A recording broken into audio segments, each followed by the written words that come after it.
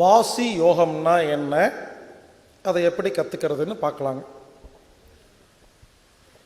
எனக்கு தெரிஞ்சு இந்த உலகத்தில் இருக்கிற எல்லா மூச்சு பயிற்சிகள்லையும் வாசி யோகம்தான் என்னுடைய அறிவுக்கு இருக்கிறதுலையே த பெஸ்ட். வாசி யோகம்னு ஒரு யோகம் இருக்கு. அது என்னன்னு கேட்டீங்கன்னா, ஒரு வித்தியாசமான மூச்சு பயிற்சிங்க. அந்த பயிற்சி பண்ணனா பிரபஞ்ச ஆற்றல் இருக்கு இல்லையா, பிராணன், அதை நிறைய இழுக்கலாம் உடம்புக்குள்ள. அதாவது ஒரு குழந்தை பிறக்கும் பொழுது உச்சி துடிக்குது, பார்த்துருக்கீங்களா? அது ஏன்னு தெரியுமா? அதாவது பிறந்த குழந்தை இன்னும் சாப்பிடல, தண்ணி குடிக்கல. அப்போ பிறந்த உடனே எல்லா செல்லும் உயிரோடு இருக்கணுமா? அப்போ அதுக்கு சக்தி வேணுமா? பிராணன். அது என்ன ஆகுது, உச்சந்தலை வழியா உரியுதுங்க பிராணனை. அதனாலதான் உச்சி துடிச்சிட்டு இருக்கு. சரிங்களா? துடிச்சு இழுத்து இழுத்து உடம்புக்கெல்லாம் சப்ளை பண்ணிட்டு இருக்கா. அப்புறம் மெதுவாக அந்த குழந்தை குளிப்பாட்டி பால் கொடுத்து சாப்பிட்டு ஜீரண உறுப்புகள்லாம் வேலை செஞ்சு மூச்சு காத்து இழுத்து யோசிச்சு பாருங்க, குளுக்கோஸ் தயார் பண்ணி எத்தனை வேலை இருக்குது. அது உடனே அன்னைக்கே அந்த செகண்ட்ல பண்ண முடியுமா? இப்படி நாம் பிறந்தவுடன் உச்சந்தலை வழியா சுவாச்சிட்டு இருக்கிறோங்க. அதுதாங்க சக்தி, உயிரை காப்பாற்றுற சக்தி. அது என்ன தெரியுமா? நம்ம சாப்பிட்டு தண்ணி குடிச்சு மூச்சு காத்து இழுத்த உடனே கொஞ்சம் கொஞ்சமா அடைச்சிருதா?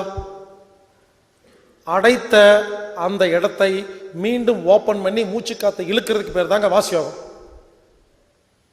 உலக மகா வித்தை. அதாவது வாசியோகம் தெரிஞ்சிருந்தா சாப்பிட வேண்டாம், தண்ணி குடிக்க வேண்டாம், வெறும் மூச்சுக்காத்தின் மூலமாக உயிரோட வாழ முடியும். சாப்பாட்டில் தண்ணியில் என்ன இருக்குதோ அது மூச்சு காத்துல இருக்கு. காற்று மட்டும் ஒழுங்காக சுவாச்சிட்டு சாப்பிடாம தண்ணி குடிக்காமல் இருக்கிற அளவுக்கு மூச்சு பயிற்சி, மிக பிரமாதமான மூச்சு பயிற்சி வாசியோகம். சரிங்களா? ஒன்றும் இல்லைங்க. முதல்ல இந்த வாசியோகத்தை நான் எப்படி கற்றுக்கிட்டேன்னு சொல்கிறேங்க. முதல்ல எப்படி உருவாச்சுன்னு சொல்கிறேன், அப்புறம் எப்படி கற்றுக்கிட்டேன்னு சொல்கிறேங்க. வாசியோகத்தை கற்றுக் கொடுத்தவர் சிவானந்த பரமஹம்சர்னு ஒருத்தர். கேரளாவில் வடகரையில் ஆசிரமம் இருக்கு. இங்கே பாருங்க, அவர் ஒரு சாதாரண மனுஷங்க. அவர் கொஞ்சம் வருஷத்துக்கு முன்னால கேரளாவில் வாழ்ந்துட்டு இருந்தார். அப்போ ஒரு சாதாரண மனுஷன், அவருடைய மனைவி அவருடைய மடியில படுத்து இறந்துட்டாங்க. அப்போ அவருக்கு ஒரு ஐடியா, ஒரு யோசனை. இதுவரைக்கும் இந்த உடம்புல என்ன இருந்துச்சு, இப்ப என்ன இல்லை, இப்ப பிணம்னு சொல்றாங்க, கொஞ்சம் முன்னால மனைவின்னு சொன்னாங்க. அப்ப என்னமோ இருந்துச்சு, என்னமோ இல்லை, அது என்னன்னு தெரிஞ்சுக்கணும் ஆசைங்க. மனைவி இறந்தோடனே வாழ்க்கையை வெறுத்து போய் ஊரா சுத்தினார். எல்லா ஊருக்கும் போய் எல்லா ஆசிரமம் குருநாதர் எல்லாம் பார்த்து இந்த உயிர்னா என்ன சொல்லிக் கொடுங்கன்னு கேட்டார். ஏன்னா யாருக்குமே தெரியலையா, அவங்களும் சொல்லிக் கொடுக்கல. இப்படி ஊரெல்லாம் சுத்திட்டு கிடைக்காம வாழ்க்கை வெறுத்து போய் பைத்தியம் பிடிச்சி என்ன பண்ணிட்டாரு, ஒரு மரத்தில் போய் தூக்கு மாட்டி தொங்கிட்டார். ஒன்று தூக்கு மாட்டி தொங்கினா உயிர் போயிடும், இல்லை யாராவது காப்பாத்திடுவாங்க. இவருக்கு உயிர் போய் காப்பாத்திட்டாங்க. எப்படின்னா, இவர் விட்டு பிரியுது இல்லையா, அந்த பிரியும் போது யாரா காலை பிடிச்சி காப்பாத்திட்டாங்க. அப்போ பிரிஞ்ச உடனே சேர்ந்துருச்சாமா. இதை பார்த்துட்டார் அவர். பார்த்த உடனே எங்கிட்ட இருந்து என்னமோ ஒன்று வெளியே போச்சு, என்னமோ உள்ள வந்துச்சு, அதுவும் தெரியல, என்னமோ போச்சு வந்துச்சு. அப்போ என்னமோ உலகத்தில் அதிசயம் இருக்குன்னு சொல்லி அவரு ஊரெல்லாம் சுத்தினாருங்க. அந்த காலத்துல வாசி யோகத்தை 12 வருடம் ஒரு குருநாதர்கிட்ட போய் பணிவிட செஞ்சா 12 வருஷத்துக்கு அப்புறம் சொல்லி கொடுக்கலாமா வேண்டாமான்னு முடிவு பண்ணுவாராமா. இப்படி வாசியோகம் இருந்திருக்கு. நீங்க இந்த சித்தர்கள் பாடல்லாம், சித்தர்கள் புக்கெல்லாம் படிச்சு பாருங்க, வாழ்க்கை வரலாறுலாம் 64 சித்தர்களின் வாழ்க்கை வரலாறு, இந்த புக்கெல்லாம் படிச்சு பாருங்க. எல்லா சித்தர்களும் வாசி யோக வித்தையை கற்றுக்கொண்டு உடம்பை காயகல்பமாக வைத்துக் கொண்டிருந்தார்கள் அப்படிங்கிற வார்த்தை வரும். இதுதான் அந்த வாசியோகம். அப்போ இந்த சிவானந்த பரமஹம்சர் என்ன பண்ணாரு, அப்போ அவருக்கு பேர் சிவானந்த பரமஹம்சர் கிடையாது, வேற என்னமோ பேரு. அவர் ஊர்லா சுத்தி ஒரு ஆசிரமம் போயிருக்காரு. அங்க போய் ரொம்ப வருஷமா பணிவடியெல்லாம் செஞ்சப்போ அந்த குருநாதர் கடைசியா இவருக்கு வாசியோகம் சொல்லி கொடுத்துருக்காரு. சொல்லி கொடுக்கறதுக்கு 1 மணி நேரமாமா சொல்லி கொடுத்துட்டாரு. இவரு பயிற்சி பண்ணோன்னே குபு குபுன்னு பிராணசக்தி உள்ள இறங்க ஆரம்பிச்சிருச்சு. ஆரோக்கியமாயிட்டாரு, ரொம்ப அமைதியாயிட்டாரு. அவருக்கு ஒரே ஆச்சரியம், 1 மணி நேரம் பயிற்சியை சொல்லி கொடுக்கறதுக்கு தான் இத்தனை வருஷமா நீ வேலை வாங்கினியா அப்படின்னு கோபம் வந்து அந்த பயிற்சியை அங்கிருந்து கிளம்பி ஒவ்வொரு ஊருக்கும் போய் ஊர் மக்களையெல்லாம் கூப்பிட்டு ஒவ்வொரு திண்ணையில் போய் உட்காந்து ஆலமரத்தடியில் கீழே போய் உட்காந்து ஊர் மக்களையெல்லாம் கூப்பிட்டு வாசியோகம் கற்றுக்கன்னு பிரச்சாரம் பண்ணி ஜாதி மதம் பேதம் இல்லாமல் எல்லாத்துக்கும் கற்றுக் கொடுத்த ஒரு மகான் சுவாமி சிவானந்த பரமஹம்சர். நீங்கள் எந்த ஊருக்கு போனாலும் சிவானந்த காலனி, சிவானந்தபுரம் ஊரில் இருக்கும் இல்லையா, அந்த ஊரில் கதை கேட்டு பாருங்க.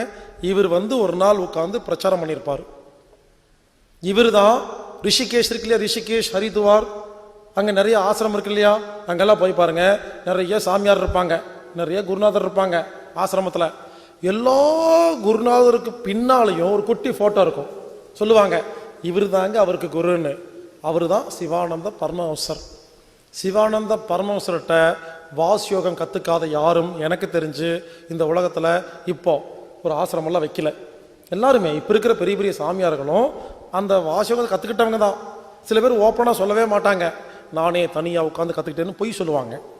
எல்லாமே போய் கற்றுக்கிட்டு தான். விபாசனாவும் வாசியோகம் தெரியாத எந்த ஞானியும் கிடையாதுங்க. ஓஷோ இந்த விபாசனா பற்றி அவ்வளோ பேசியிருப்பாரு. விபாசனா போகாத யாருமே தியானம் பண்ணுறேன்னு சொல்லாதீங்கிறாரு. விபாசனாவை தவிர வேற எதுவுமே தியானமே இல்லைங்கிறாருங்க. அதே மாதிரி வாசியோகத்தை தவிர வேற எதுவும் மூச்சு பயிற்சியே இல்லைங்க. நீங்கள் வாசியோகம் பண்ணி பாருங்க, எல்லா மூச்சு பயிற்சி அடிபட்டுரும். அதுக்காக மற்ற மூச்சு பயிற்சி தப்பு சொல்லலை, அதெல்லாம் எல்கேஜி, இது பிஹெச்டி. அப்படி சிவானந்த பரமஹம்சர் ஒவ்வொரு ஊருக்கும், மலேசியா, சிங்கப்பூர், அமெரிக்கா எல்லா நாட்டுக்கும் போய் பிரச்சாரம் பண்ணி சொல்லி கொடுத்துருக்காருங்க. அவருடைய மெயின் ஆசிரமம் வடகரையில் இருக்கு, கேரளாவில், கோயம்புத்தூரில், சேலம் பக்கத்தில் அம்மாப்பேட்டையில், சிங்கப்பூரில், மலேசியாவில், எல்லா நாட்டிலையும் இருக்குங்க. பட் சரியான ஆள் கிடையாது. அது என்னன்னா, இப்போ எல்லா நாட்டிலையும் இருக்கிற ஒரு இயக்கம்னா ஒரு கனெக்ஷன் இருக்கும் இல்லையா, இது அப்படி இல்லை. அங்கங்கே ராஜா. நான் நினச்சேன்னா இதை சிவானந்த பரமஹம்சர் ஆசிரமம்னு பேரை மாற்றி வைப்பேன், வாசியோகம்னு சொல்லுவேன். யாரும் கேள்வி வைக்கிறதுல ஆள்லாம் கிடையாது. வாசியோகங்கிற பேரில் பல பேர் தப்பாக சொல்லி கொடுத்துட்டு இருக்கிறாங்க. இங்கேயும் மாட்டிக்காதீங்க. அது என்ன ரூல்ஸ்னா, இங்கே பாருங்க, வாசியோகம் நான் எப்படி கற்றுக்கிட்டேன்னு சொல்கிறேன். வாசியோகத்துக்கு விசிட்டிங் கார்டு நோட்டீஸ் எல்லாம் போடவே மாட்டாங்க. எல்லா ஊர்லேயும் ஆசிரமம் இருக்கும், பேசாமல் உட்காந்துருப்பாங்க. நீங்கள் போனால் சொல்லியும் தரமாட்டாங்க. ஒவ்வொரு பௌர்ணமிக்கு அப்புறம் வர ஞாயிற்றுக்கிழமையில உலகத்தில் உள்ள எல்லா வாசியோக சென்டர்லையும் ஒரு விழா நடக்கும், மந்த்லி ஒன்ஸ். அதில் யார் வேணாலும் போகலாம், பொதுமக்கள், தீட்சை வாங்காதவங்க வாங்கினவங்க எல்லாருமே போகலாம். அங்கே போனீங்கன்னா காலையில் 9 மணிலிருந்து மத்தியானம் 2 மணி வரைக்கும் மைக்கு பிடிச்சி வாசியோகன்னா அப்படி, வாசியோகன்னா இப்படி பேசிக்கிட்டே இருப்பாங்க, சொல்லி தரவே மாட்டாங்க. ஒரு நாள் போனீங்கன்னா மத்தியானம் சாப்பாடு போடுவாங்க, அன்னதானம். சாப்பிட்டு கிளம்பி வந்துடணும். நீங்கள் போய் எனக்கு வாசியோகம் சொல்லி கொடுங்கன்னு கேட்டிங்கன்னா சொல்லுவாங்க, போயிட்டு அடுத்த மாதம் வாங்கம்பாங்க. அடுத்த மாதம் போனீங்கன்னா பேச்சு மாறவே மாட்டாங்க, போயிட்டு அடுத்த மாதம் வாங்கம்பாங்க, சொல்லி தரவே மாட்டாங்க. அழுது ஆர்ப்பாட்டம் பண்ணி கெஞ்சி கூத்தாடனா அதுக்கப்புறம் முடிவு பண்ணி சொல்லி கொடுப்பாங்க. எனக்கு 1.5 வருஷம் ஆச்சுங்க. 1.5 வருஷமாக வாரம் போவாங்க, கெஞ்சுவங்க. 1.5 வருஷத்துக்கு அப்புறம் தான் எனக்கு சொல்லி கொடுத்தாங்க. சொல்லி கொடுக்கறதுக்கு 1/2 மணி நேரம் தான் ஆச்சு. இங்கே பாருங்க, அப்புறம் தான் புரிஞ்சுது ஏன் சொல்லித்தர மாட்டேங்கிறாங்கன்னா, இப்போ நான் சொல்லித்தரக்கு 1/2 hour தான் அங்காங்கோ, ஆனால் யாருமே பண்ண மாட்டேங்க. அந்த 1 வருஷம் 2 வருஷம் அலைஞ்சு திரிஞ்சு அதை கற்றுக்கிட்டா 1 வருஷம் அலைஞ்சு கற்றுக்கிட்டோமேன்னு சொல்லி பயிற்சி பண்ணுவோமா இல்லையா, அதுக்காக அலைய விடுறாங்க. அருமையான பயிற்சிங்க. அந்த பயிற்சி கற்றுக்கிறது முக்கியம் இல்லை, டெய்லி ப்ராக்டிஸ் பண்ணனா உச்சந்தலைவலியா உள்ள பிராணன் இறங்குதுங்க. சாப்பாடே தேவையில்லை, தண்ணியே தேவையில்லை. உண்மையிலே சொல்லப்போனால் அந்த பயிற்சி தெரிஞ்சனால தான் என்னால் 8 மணி நேரம் தொடர்ந்து பேசிட்டு, யோசிச்சு பாருங்க, 5 நாளும் தொடர்ந்து பேசிட்டு இருக்கிறேன். அந்த கேப் 1/2 மணி நேரம், அதுலேயும் யாராவது பேசுகிறீங்க, இல்லை செல்ஃபோனில் 10-15 கால் மிஸ்டு கால் வந்திருக்கு. யோசிச்சு பாருங்க, என்னால் எப்படி முடியுதுன்னா, நான் நினைச்சேன்னா 5 நிமிஷத்தில் வாசியோகம் பண்ணேன்னா எனக்கு பிராணன் இறக்கிக்க முடியும். வாசியோகங்கிறது வேற ஒன்றும் இல்லைங்க. இப்போ சொல்லித்தரேன், முடிஞ்ச புரிஞ்சுக்குங்க. டைரெக்டாக சொல்லித்தர மாட்டேன், இன்டெரக்டாக. நைட்டு தூங்குறோம் இல்லையா, முழிப்புக்கும் தூக்கத்துக்கும் நடுவுல ஒரு மூச்சு காத்து ஓடும். பார்த்துருக்கீங்களா? ஒருத்தர் படுத்திருக்காரு, சரிங்களா? அவர் தூங்கிட்டாரா இல்லைன்னு எப்படி கண்டுபிடிப்பீங்க? ஒன்று பண்ணுங்க, நைட்டு யாராவது தூங்குறதுக்கு படுக்கும் பொழுது ஃபேனெல்லாம் ஆஃப் பண்ணிட்டு காதை பக்கத்தில் வச்சு பேசாமல் உட்காந்துக்குங்க. அவர் படுத்திருப்பாரு. தூங்குறதுக்கு ஒரு 5 நிமிஷம் முன்னால வித்தியாசமான ஒரு மூச்சு காத்து வரும். பார்த்துருக்கீங்களா? கேட்டிருக்கீங்களா?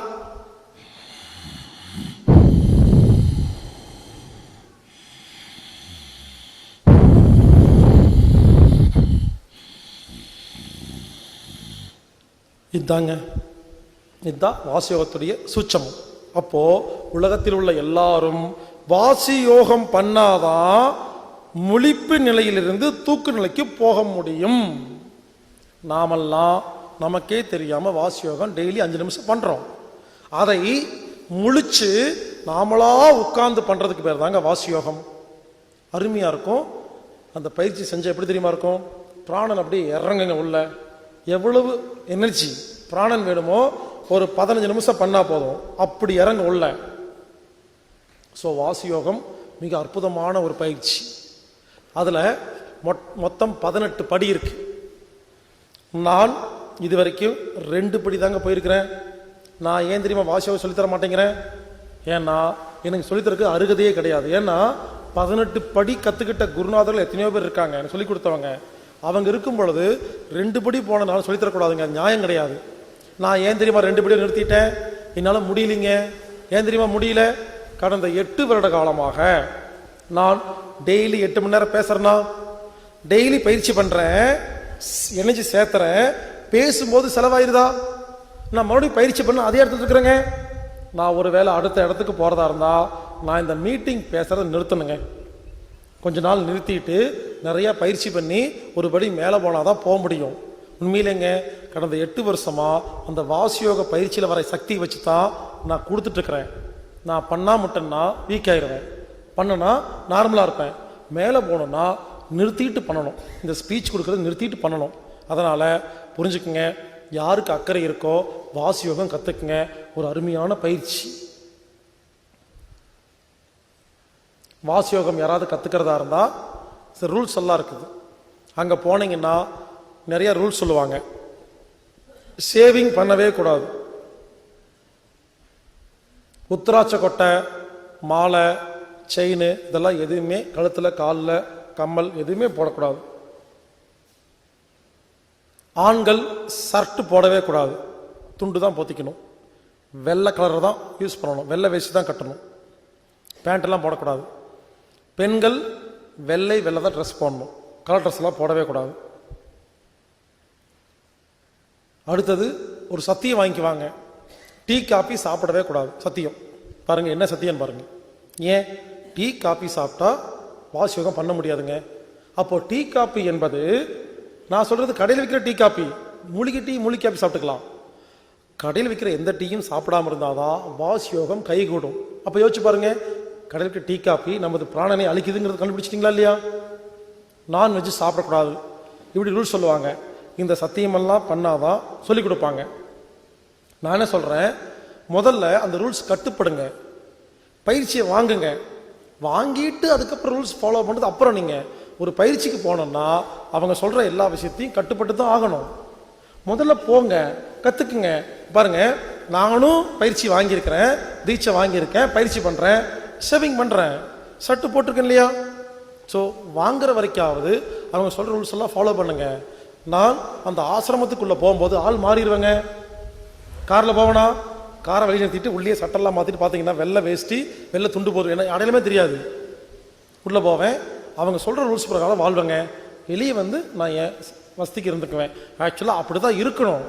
இருந்தாலும் சில நேரத்தில் வேற வழி இல்லை. எதுக்கு சொல்ல வரேன்னா, பக்கத்தில் இருக்கிற வாசியோக சென்டருக்கு போங்க. அதுக்கு ஒன்று பண்ணுங்க. யாரெல்லாம் வாசியோகம் கற்றுக்கணுமோ, முதல் விஷயம் சித்த வேதம்னு ஒரு புக் இருக்கு. நம்ம ஆபீஸுக்கு ஃபோன் பண்ணி சித்த வேதம்னு ஒரு புக் இருக்குது.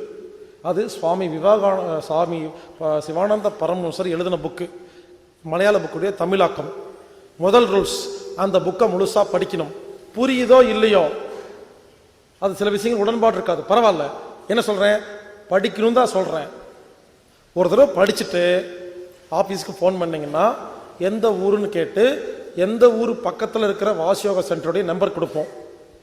அந்த இடத்துக்கு போனீங்கன்னா நான் சொன்னேன்னு சொன்னீங்கன்னா அவங்க ரூல்ஸ் எல்லாம் சொல்லுவாங்க, சொல்லி கொடுப்பாங்க. ஒரு விஷயம் புரிஞ்சுக்கங்க, எந்த ஒரு வாசியோக சென்டர்லையும் உங்ககிட்ட காசு வாங்கவே மாட்டாங்க.